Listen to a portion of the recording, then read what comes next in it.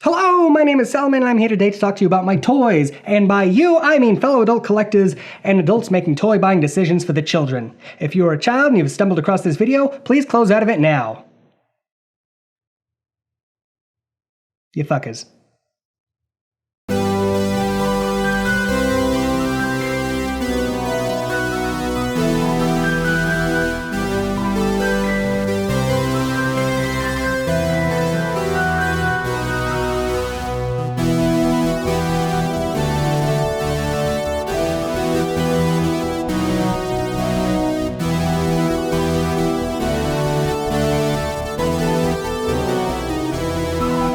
Today, I'm going to be talking with you about Dark of the Moon, Leader Class Bumblebee. Now, I'm going to be talking about him for a couple reasons. One, I like this figure. Two, he's a transformer, so I have to transform him. That pads out the runtime of the video without it feeling like I'm wasting your time. So, let's talk about the vehicle mode. This is a sturdy, packed full vehicle. It's not just a shell with a folded up robot inside. This thing is solid pretty much all the way through. In terms of scale, it's a little small to be used with a G.I. Joe size figure or this Mattel Jeff Goldblum here, but it's a good playable size. If you have a kid, not if you are a kid, but if you have a kid, they can hold it in their hands, it's good and chunky. If you're an adult collector, hold it in your hands, it's good and chunky. It's got little, whatever these things are called, what are they called? These side view mirrors are made of a softer plastics, they won't break as easy.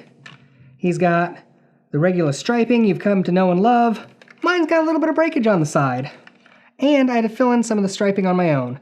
Now, as I said, this is from Dark of the Moon, so it has some of those Dark of the Moon specific details, such as the mesh work in the windows and these little sub-grills up here.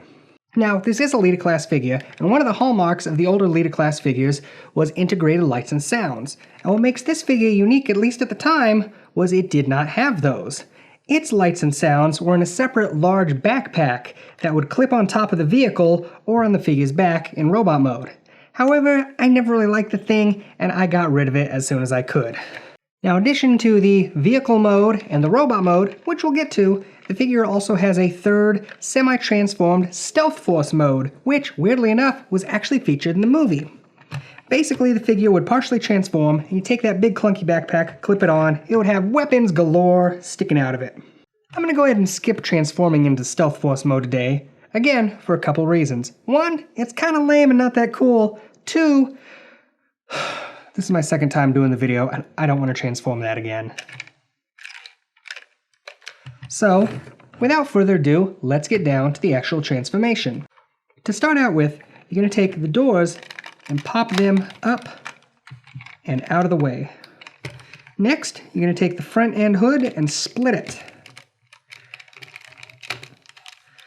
The next step isn't recommended until the end according to the instructions, but I'm going to go ahead and do it because it's a lot easier to get it done now than when everything is locked into place.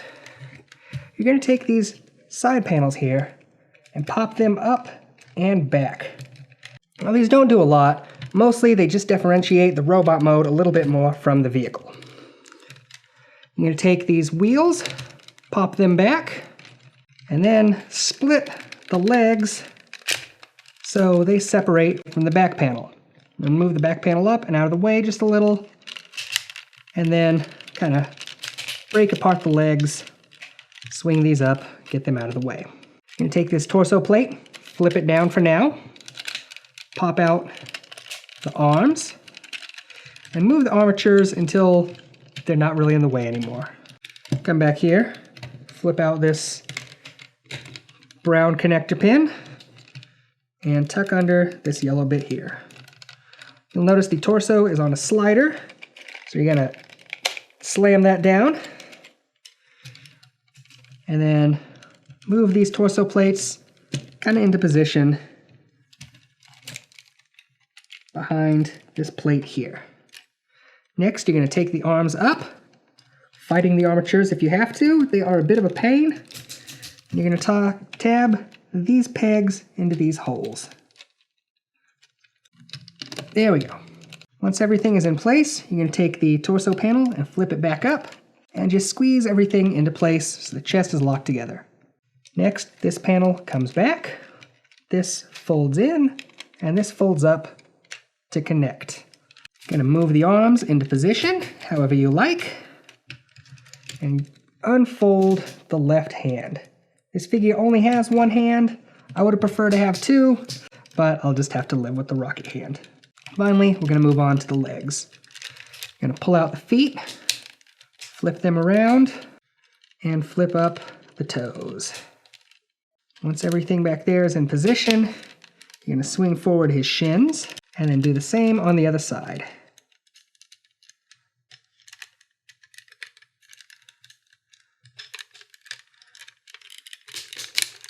Once everything is all done, you're gonna arrange these little panels here however you like.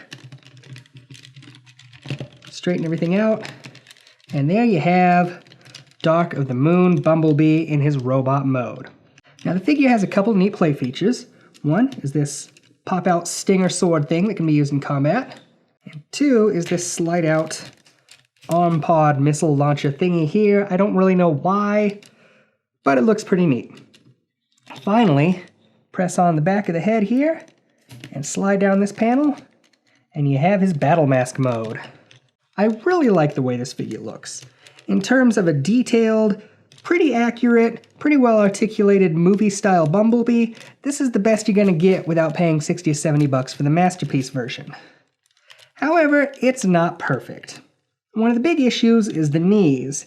There is rotation, but it's below the knee rather than above it, so you can't get the figure to really flex out his pose, just rotate on this single axis. The second is that most of the top of the car just forms a shell on the back. I would have loved it if the back had split, not only giving us the back wings, but also just making less of a solid piece. Scale-wise, he looks really good with little 3 3/4 inch G.I. Joe size figures, or Jeff Goldblum here.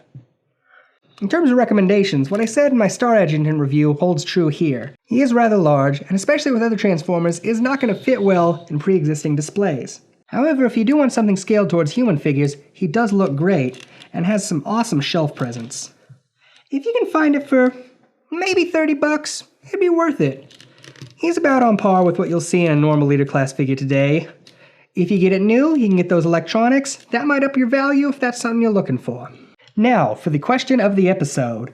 What is your favorite Leader Class Transformers figure or Dark of the Moon figure in general? If you don't have either one of these, go ahead and wait around. We'll probably do another Transformer figure soon enough and get in on that question. Well, I've been Salman. If you like what you see here, please hit like, please hit subscribe, and I'm not going to try to dither too much, so the episode is going to end whether or not I am ready.